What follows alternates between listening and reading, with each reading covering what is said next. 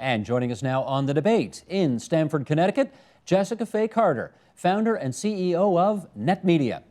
In New York, New York, Tamar Weinberg, community and marketing manager of Mashable, the top blog on social media. Here in studio, Ivor Tossell, columnist with the Globe and Mail. And we welcome back from Washington, D.C., Evgeny Morozov, author of the Net Effect blog and contributing editor at Foreign Policy magazine.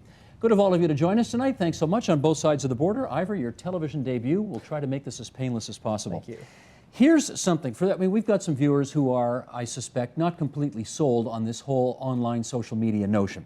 So for those people who believe that, we want to put these numbers up. Here are the top 5 online social networks counted in the year 2009. Facebook has 430 million users. Windows Live Profile, 164 million. MySpace, 110 million. Baidu Space, 63 million. Twitter, which we'll talk about a lot tonight, 58 million. That's 830 million people who visit online social networks. Jessica, I want to start with you tonight. Facebook is only 6 years old. How did all of these networks get so big so fast?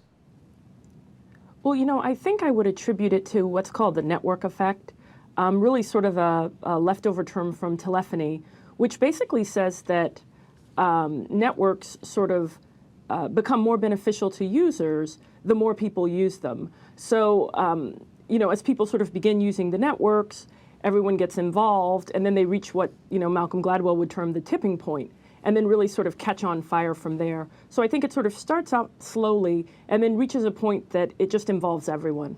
Tamar, I think one of the things that still puzzles so many people is the notion of why people are so willing to put so much of their own personal life online. What do you think the answer to that is?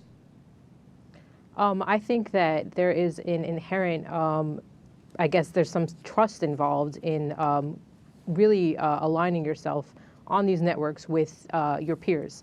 And I think that that's the very important part. When you're going to Facebook, you're not just going to Facebook and connecting with everybody, but you're connecting with a subset of people that you really trust. And I think that a lot of people start off slowly. We're seeing nowadays people are more likely to use their faces versus just general pictures of whatever that they're seeing. But I think that they're gradually seeing that there's really this cultural shift online and that there is just more trust involved in participating in the networks. Ivor, can I get you to weigh in on that? Why are people prepared to put so much of their own personal information online for so many people to see? I think it's partly ignorance. And I also think there's partly a learning effect happening there. I think people are learning to live in public in a way that we haven't been used to before. I think that people maybe aren't aware of some of the effects of what they're doing, and that this is going to come out in the wash. Part of it already has come out in the wash as jobs have been lost and scandals have been broken. But I also think that people are becoming more and more comfortable with this notion that things that in another generation would have been private are always kind of hung out there for people to see. Evgeny, I'd be interested in your view on that. We've heard trust given as an explanation. We've heard ignorance given as an explanation. People more prepared to lead public lives. What's your view on why people are prepared to live so much in public now? I think I would also add the notion of narcissism. And I think a lot of us, particularly those who are young and those who are teenagers, are just using social networks as a means of, fashioning their own identities. And, the more cool pictures you put on, the cooler you're perceived to be. So I think there is always this inherent narcissistic element, which we have to keep in mind, and the more opportunities you give to people to tell us who they are, particularly when they are adolescents, the more opportunities they will use. I'm going to ask our director, Michael Smith, to put another graphic up right now, because there is the impression, I think, that many people have, that the only people who are doing this are all under 25, and this is how young, narcissistic people want to live their lives. However, here's Facebook users by age as of December 2009. Look how even this is. Persons 24 and under, about 27%. Persons 25 to 34, about 23%. Persons 35 to 49, 31% plus. Persons over 50, 18% plus. In other words, there are practically even split down the middle, as many people over as under the median age doing this kind of thing.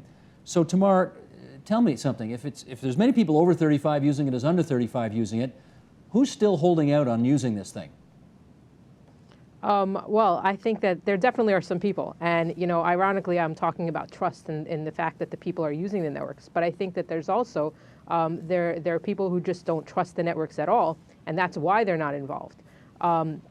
I think that it's twofold. It's the fact that they just don't want to put their information out there, but I think it's also a level of not so much tech savviness, in the sense that they don't want to learn a network and then they have to study the privacy, especially with regards to Facebook being under fire.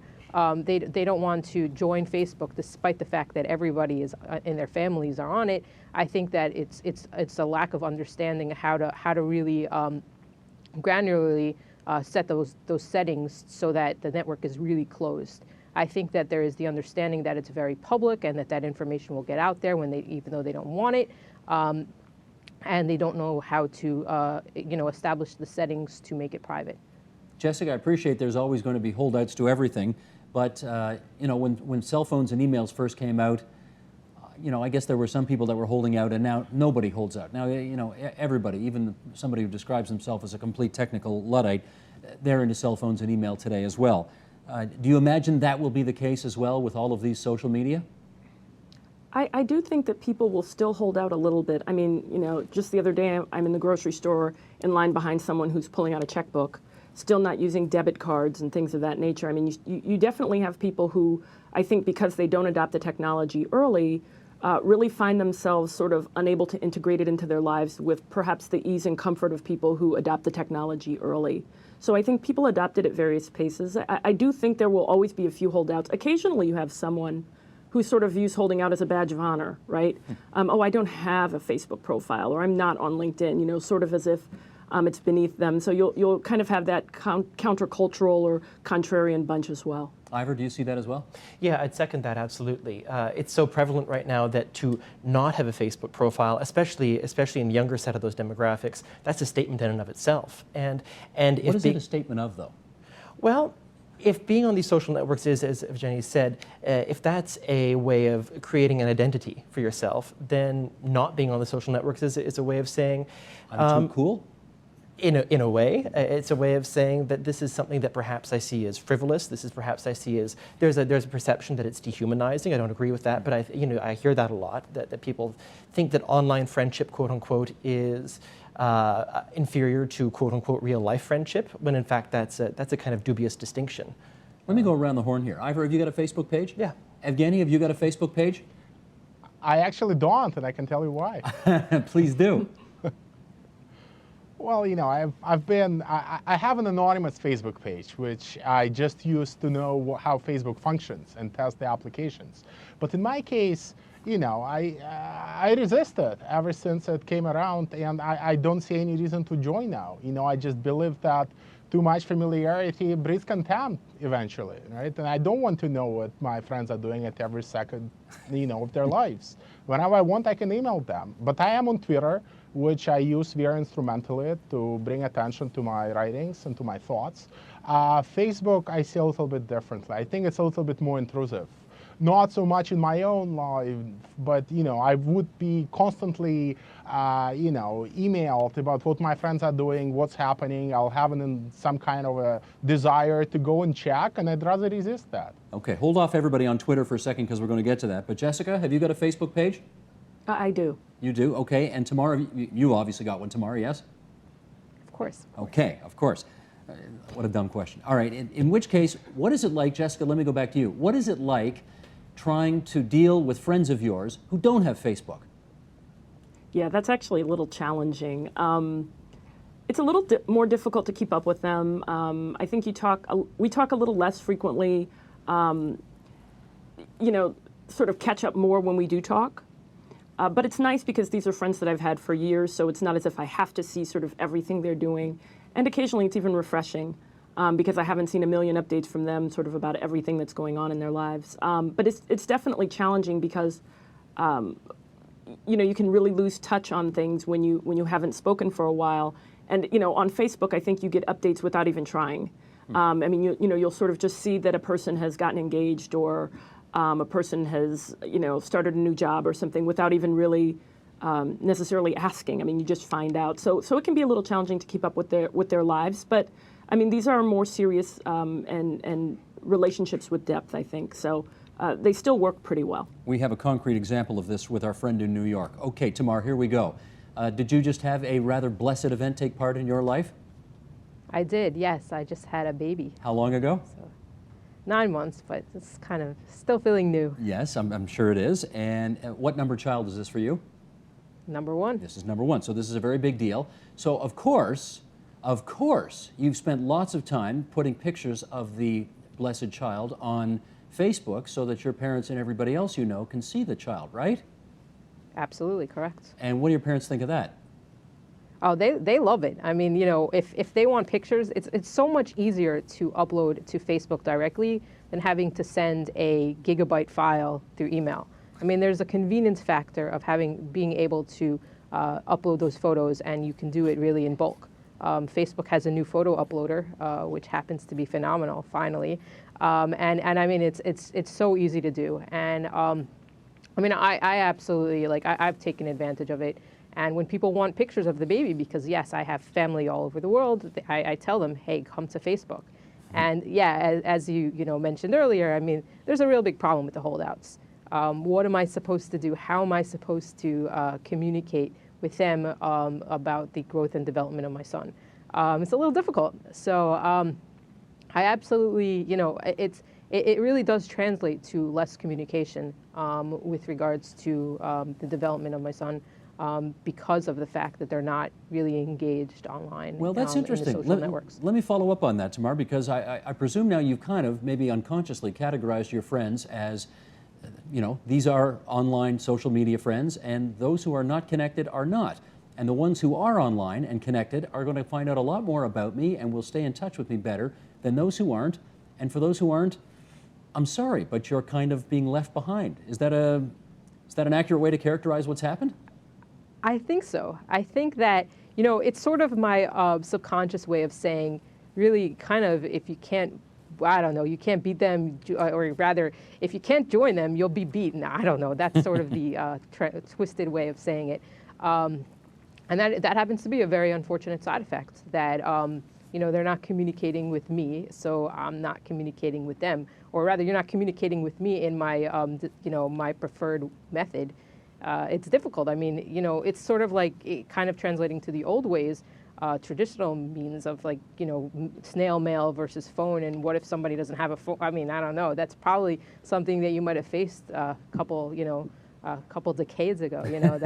That's really what are you going to do? And that's sort of what really it's coming to be right now in today's day and age. It's funny how letter writing is now suddenly seen as something quaint that happened decades ago. But anyway, okay, Ivor, you wanted to follow up.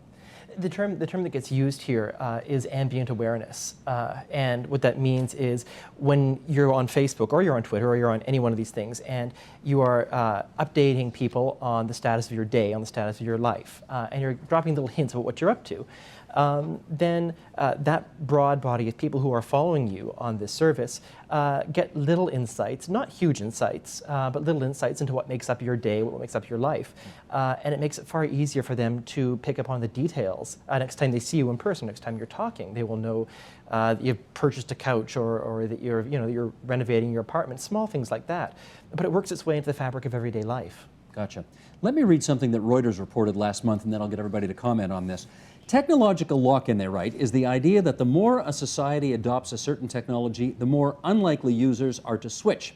It's the reason why the QWERTY keyboard layout, devised for typewriters in the 1870s, is still the standard, despite the development of several more logical configurations. And Facebook, which has more than 100 million users in the United States and 350 million worldwide, appears to have nearly achieved technological lock-in, according to web marketing research company Comscore.com. In December, for example, Facebook recorded nearly 112 million unique visitors in the United States, compared to 57 million for MySpace and 20 million for Twitter, that again according to Comscore. Evgeny, is Facebook now too big, too entrenched to be displaced as the top network? Yes, but I think, again, it has to do with the network effect, which we have already mentioned. It does have a huge scale.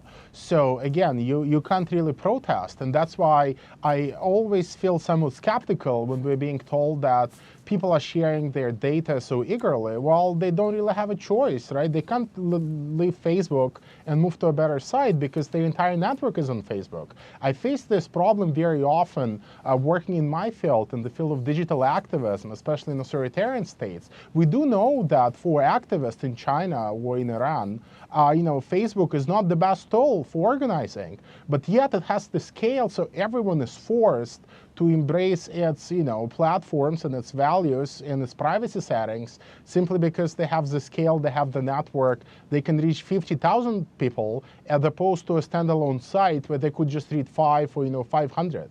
So I do see that problem play actually a very big role in kind of behavioral decisions that many of us take. Ivor? Well, first, you never say never with these Right. things, but part of the lock-in that Facebook has achieved that we don't talk about so much is the fact that people have piled hundreds or thousands of photos onto the site, of their personal photos. That's an investment of time. It's also an investment of their personal life. They're committed to it. They're committed to it. They're kind of locked into it. If they ever wanted to replicate what they've done on Facebook, they would have to spend all these thousands of hours, hundreds of hours perhaps, on another site doing the same thing. So even if they theoretically own these photos on Facebook, it's a liability, both because it anchors them there, and also it could all go away, if something were to happen to Facebook. Having said all that, and Jessica, I'll get you to comment on this first. You can't see this graph, but we're going to share this with our viewers right now. Here's what's happened to Twitter just in the last year. Check this graph out. Twitter, in January of 07, basically non-existent. In January of 09, still just a blip on this graph. January of 2010, it is up over 50 million tweets per day now. This thing has exploded exponentially. Jessica, what in heaven's name are people tweeting to the effect of 50 million a day about? Oh, well, I mean, people are tweeting everything from what they're eating for lunch to the latest deals or coupons. They're tweeting articles that they're interested in. They're catching up with friends and colleagues in their network. I personally use Twitter a lot for information sharing. I mean, it's a fantastic way to get a lot of different opinions on a subject without having to go all over the place for research. And of course, breaking news. I mean, news is probably the number one use of Twitter in terms of the various updates being sent around. Tamar, you've got a 9-month-old child. How much tweeting could you possibly do? Well, believe it or not, I use Twitter a little differently than dealing with the baby, but for me, it's completely information sharing. My Twitter feed is essentially social media, really focused on just basically the happenings in the space and how to do it for marketing. Just to kind of piggyback on what you were talking about before, I think that a lot of people are really trying to see Twitter as a money-making opportunity. And I think that kind of is the reason why the chart is the graph that you had shown is really you've seen such a surge in activity. I think that there are businesses taking advantage of that, and that's sort of the kind of the tweets that I cater to. But you're also seeing, I'm sure you're seeing some spammers really taking advantage of Twitter in the same way. They're pumping out. Coupons and RSS and anything that really points back to their websites in order to monetize and in their usage of Twitter. And I think that that's very important.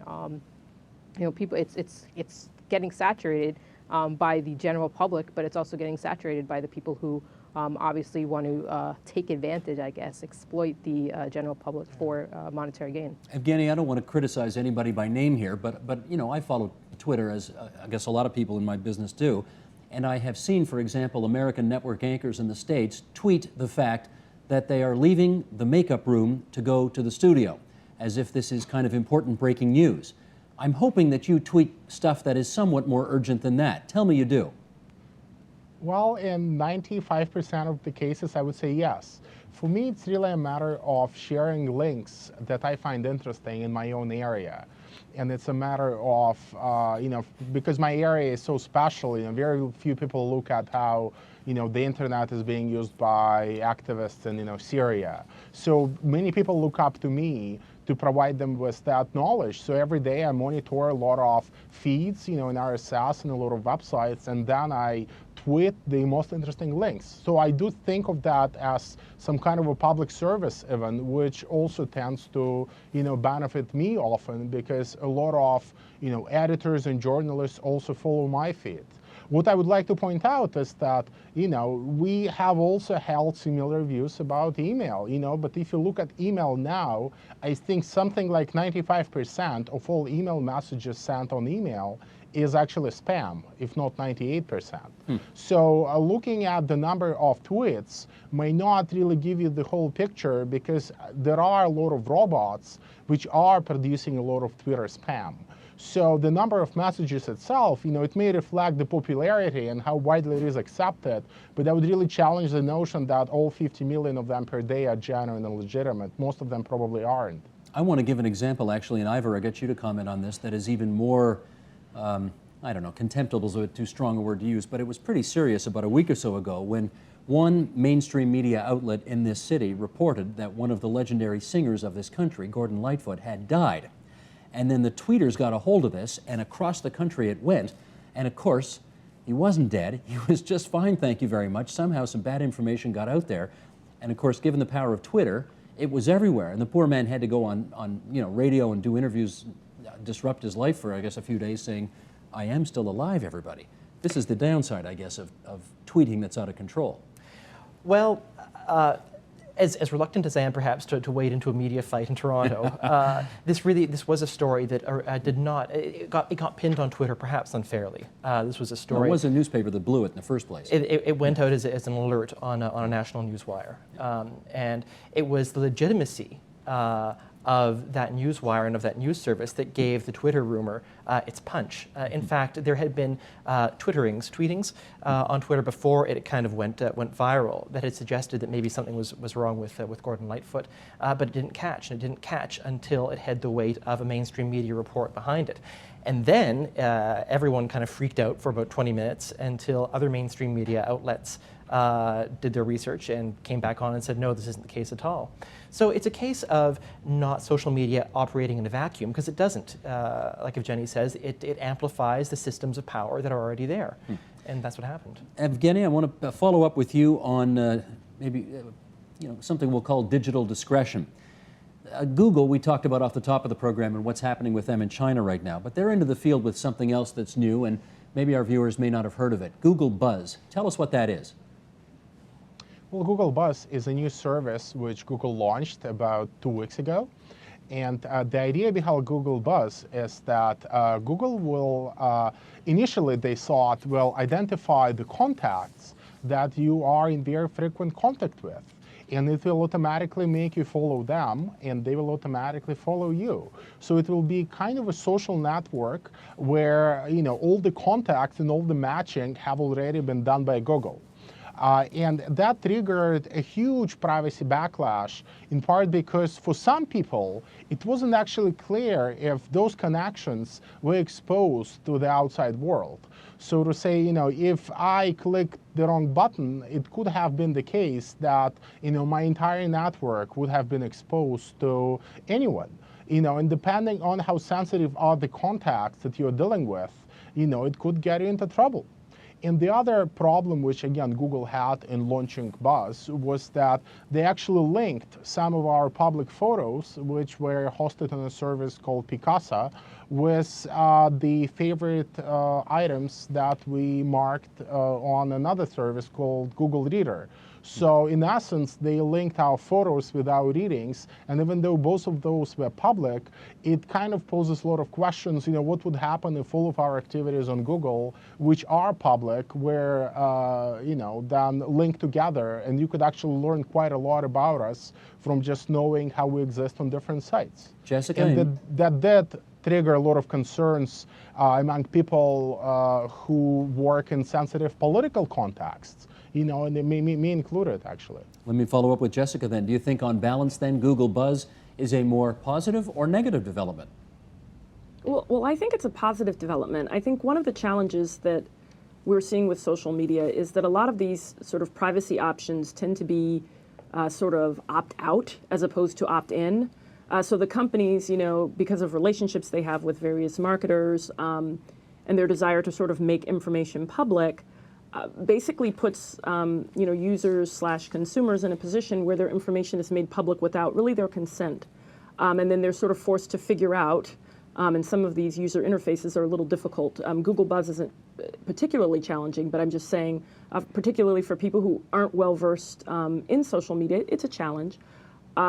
It's turning out that I think consumers are reaching the place where their information is being made public, and then relationships are being made public. I read an article that a person thought that a couple was divorced because of some message that was posted on Google Buzz. These sorts of things happen where then, users are scrambling to sort of let people know, actually, this didn't happen, but it's because information is mistakenly being displayed, or in some cases, people are sort of playing practical jokes and thinking it's funny until the information gets spread around. Ivor? You're getting these situations, just like Jessica said, where people are piling information onto these social networks under the guise, or perhaps under the impression that it's private, and then either they don't understand what the rules are, just because they're perhaps not tech savvy, or the rules change around them. And in the last couple of months, earlier this year, Facebook changed the rules on its social network and the privacy settings. And it didn't really do, it forced everyone to take a look at their privacy settings, but by default for a lot of users, it kind of pushed them towards opening it up. And this had the potential to almost take advantage of the users who are the least tech savvy, because it's to these companies' commercial advantage that more information be exposed to the open internet, because it means you get more traffic, it means you can sell more advertising against it. So that's a risk that people are perhaps not totally aware of. Well, I know, Tamara, that Ann Kavoukian, who's the Privacy and Information Commissioner here in the province of Ontario, one of the, I think, more important agencies of the Ontario government, she's been going around to schools all over the province telling people, the privacy issue, trying to explain to them the significance of it. And all of these networks, I guess Facebook in particular, but I guess Google Buzz as well, they are constantly tinkering, I gather, with the privacy settings to try to get this right, figure out where that balance is between making money and getting their users to have the proper comfort level. Why does it seem to be so difficult to get this balance right? I think that it's really not really understand. I guess my answer to Google Buzz would be that it's really being rolled out haphazardly, and I think that it's really not really understanding what the public wants before they do it. And I mean, with regards to Google Buzz, because that's a little more, it was new and it brought a lot of privacy concerns. I think that there really wasn't complete foresight into understanding what the community was looking for and how they want to engage. Google is very innovative, and I think that in 30 years or so, this kind of the way they rolled out Buzz might have been better received. But I think that with regards to Buzz, it wasn't really rolled out very well. And I mean, there's still some considerations. I mean, Google really has proactively addressed a lot of privacy concerns, but there's one that still really stands out to me, and that's establishing verified accounts. You can actually get a verified profile on Google Buzz. It says your profile is verified in 2 ways, and the 2 ways really kind of, I'm very curious about it with regards to how it works. They tell you that you can either verify by credit card number or by social security number, and somebody like me, I'm a little skeptical of confirming that more information from Google. I mean, a lot of these networks are really looking to obtain data from so many different from individuals. I mean, I think that Buzz was an opportunity for Google to get more information from the users than they have, even though they have so much. And I do think that with the move to proceed in that fashion, they really lost sight of the fact that the users weren't going to be very receptive to it. Right. Let me do one more thing on this technology versus privacy issue. Ivor, with you.